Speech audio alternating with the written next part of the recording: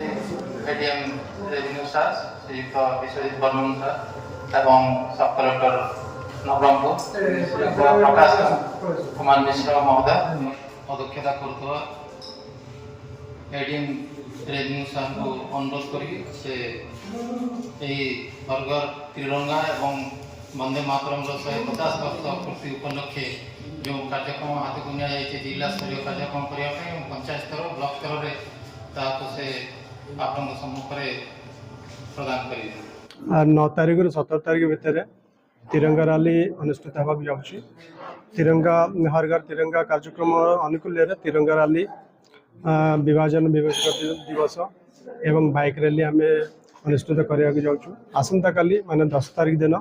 Sadashiv park ठार आरंभ कर कलेक्टरेट ऑफिस पर्यंत तिरंगा रैली आम अनुष्ठित करने जाऊँ। एथि निमंत्रे समस्त जनसाधारण को बहुत मात्रा रे योगदान करने जिला प्रशासन तरफ आपण मान को थ्रू रे अनुरोध करा 14 रे आपनर विभाजन विभीषिका दिवस 12 तारीख दिन हूँ रैली तिरंगा रैली बाइक रैली हम और 10 तारीख दिन तिरंगा रैली हम जोटा कि सदाशिव पार्क ठार कलेक्टरेट पर्यंत अनुष्ठित होगा। तापर तिरंगा रैली सरीगला गोटे छोटिया सांस्कृतिक कार्यक्रम अनुष्ठित हो कलेक्टरेट प्रेमिसेस में पैट्रियोटिक सॉन्ग एवं अन्य कार्यक्रम एगुड़ा सब परिवेशित हम 1.5 लाख आमर टार्गेट अच्छी तिरंगा बांटिया प्रत्येक ब्लॉक को आमर निर्देश दे दि जाइए। ब्लॉक वीडियो माने से माने निजर